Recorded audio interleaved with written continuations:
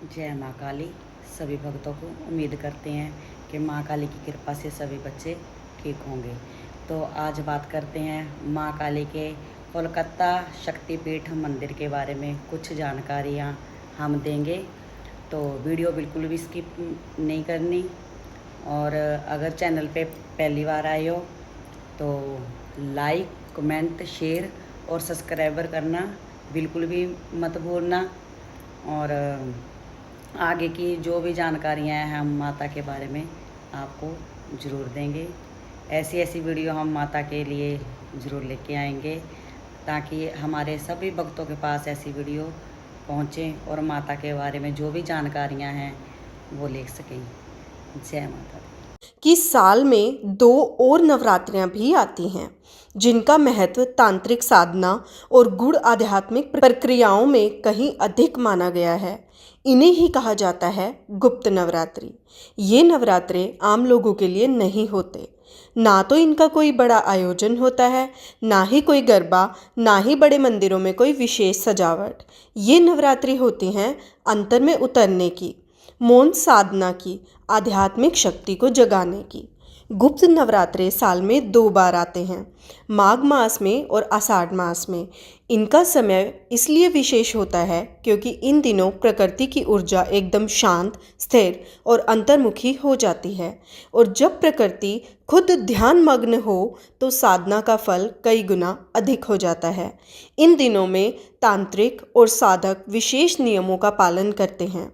बहुत से लोग जंगलों या एकांत स्थानों में जाकर साधना करते हैं, मौन व्रत रखते हैं, भोजन भी बहुत सीमित और सात्विक लेते हैं। कोई महाकाली की उपासना करता है तो कोई तारा या बगलामुखी की। कुछ लोग देवी धूमावती या छिन्नमस्ता जैसे उग्र स्वरूपों की साधना करते हैं, जो सामान्य भक्तों के लिए थोड़ी कठिन मानी जाती है। ऐसा माना जाता है कि इन 9 दिनों में की गई साधना से न केवल आध्यात्मिक जागरण होता है, बल्कि जीवन में आने वाली अनेक समस्याओं से भी मुक्ति मिलती है, जैसे ग्रहों की अशांति, मानसिक तनाव, भय, बाधाएं और यहाँ तक कि शत्रु भी शांत हो सकते हैं। गुप्त नवरात्रि की सबसे बड़ी विशेषता यह है कि इसमें साधना गुप्त होती है, यानी दिखावे से दूर, शांति और एकांत में। यहाँ ना तो कोई शोर होता है, ना कोई तामझाम, केवल साधक, उनका संकल्प और देवी की कृपा। अब आप सोच रहे होंगे कि क्या आम भक्त भी इसमें हिस्सा ले सकते हैं? तो जवाब है बिल्कुल। आप भले ही कोई जटिल तांत्रिक साधना ना करें, लेकिन आप माँ दुर्गा के किसी भी रूप की पूजा कर सकते हैं। सुबह ब्रह्म मुहूर्त में उठकर दीप जलाकर या देवी सर्वभूतेषु का पाठ करें, दुर्गा सप्तशती का पाठ करें, या फिर केवल मौन रहकर माँ का स्मरण करें। विश्वास रखिए, माँ सुनती है और गुप्त नवरात्रि में वो विशेष रूप से सुनती है। इन दिनों कुछ लोग विशेष रूप से महाकाली मंत्र कवच या निर्वाण मंत्र का जाप करते हैं।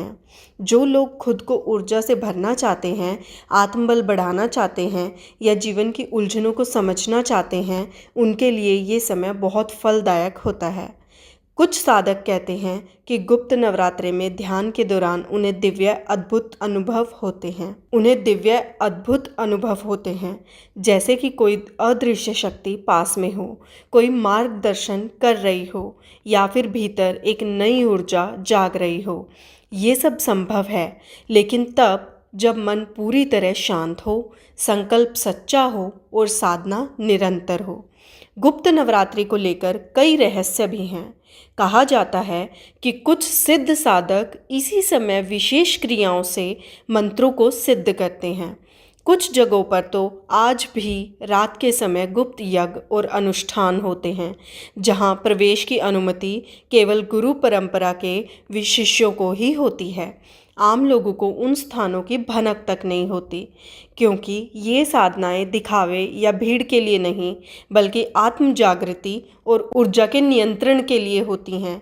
अगर आप भी इस बार की गुप्त नवरात्रि में कुछ करना चाहते हैं, तो यह सबसे उपयुक्त समय है अपने भीतर झांकने का, अपने डर, अपने शत्रु और अपने कर्मों का सामना करने का। शुरुआत छोटी करें, एक दीपक जलाएं, एक मंत्र जाप करें और खुद से एक वादा करें करें कि आप इस जीवन को व्यर्थ नहीं जाने देंगे, कि आप स्वयं को जानेंगे और माँ की कृपा से खुद को साधक बनाएंगे।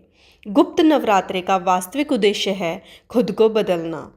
न बाहर के संसार में चमत्कार खोजने हैं, न डराने वाली कथाओं में उलझना है। इस पर्व का मर्म है आत्मा से जुड़ना, माँ से जुड़ना और उस शक्ति का पालन करती है। अगर आज की यह बात